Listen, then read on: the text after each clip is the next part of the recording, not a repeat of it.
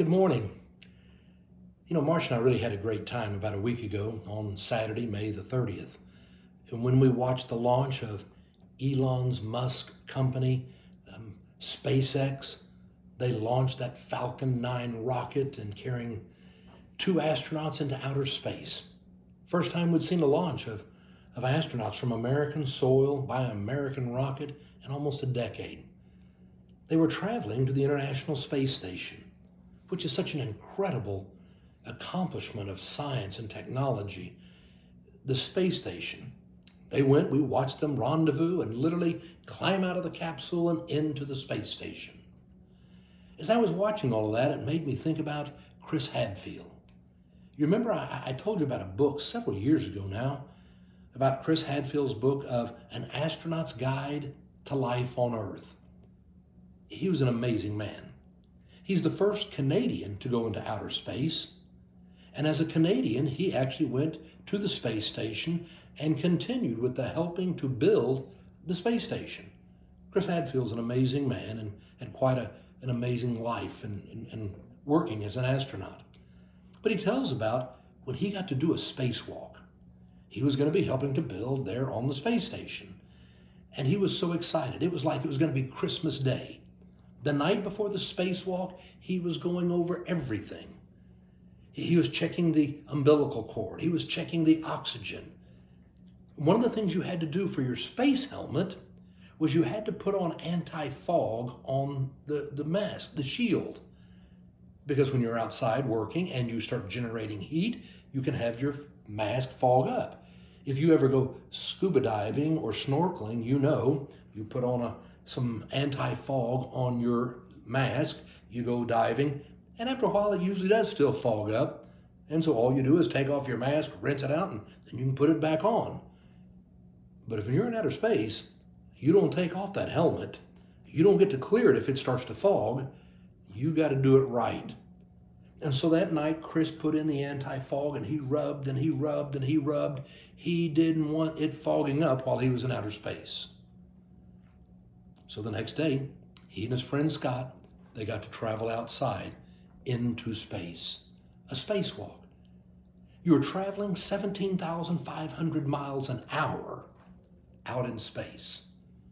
You don't really feel it and realize it, but you're traveling 17,500 miles an hour. He says you are one with the universe. It literally is such a spiritual experience to be in a spacewalk. Well, they got out there, they got acclimated, they sat down, they went to work, and they worked for hours. And as they were working, he started building up that heat. You had a water bottle that literally comes into your spacesuit so you can kind of squeeze on it and drink some water because you're going to be out there for hours and you are getting hot. But what happened was his water bottle began to leak and little drops of water began to float around in his helmet. And when it did, suddenly his eye began to burn. His eye began to hurt. He couldn't figure out what it was. And then it went from one eye to the other eye, both eyes now. They were tearing up terribly. And you're in outer space, there's no gravity. Your tears don't stream down your cheeks. They just gather in your eyes. And so he's sitting there shaking his head, trying to get the tears out of his eyes, and it's just burning more and more. He's trying to stay calm, and now you want to rub your eyes, bing, bing, start hitting your face mask. It's like, I can't touch my eyes.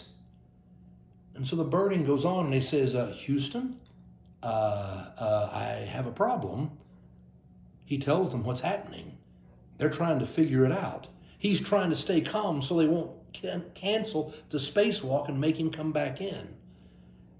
It goes on for about 20 minutes, and finally he says, I think it's getting better.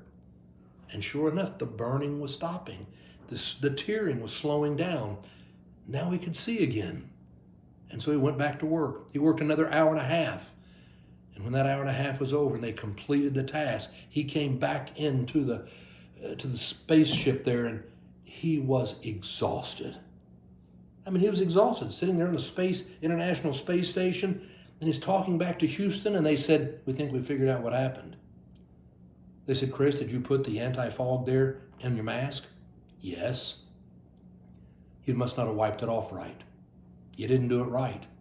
You didn't wipe it off correctly, and so that water mixed with the detergent, and that's what got in your eyes and started burning your eyes. And Chris said, has anybody heard of no tears shampoo? That's what happened. He hadn't wiped it off correctly.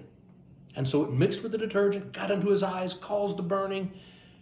He said, I'll do it better next time.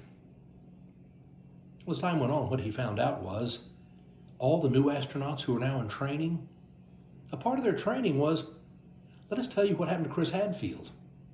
Let us tell you the mistake Chris Hadfield made. Don't be like Chris Hadfield. This is what's going to happen to you. And Chris said, you know, it's kind of strange being remembered for your mistakes. Sometimes I think we all feel like that maybe we're being remembered for our mistakes, all the things we did wrong. But you know, the good news of God's grace is the past is wiped away and you are forgiven. I don't believe God looks at you to think about all of your mistakes. That is the gift of God's grace, the gift of God's love. God looks at you and sees who you are now, and he doesn't remember you for your mistakes. So feel at peace today. Let the past go, and know that you are loved for who you are. Go out and make it a great day.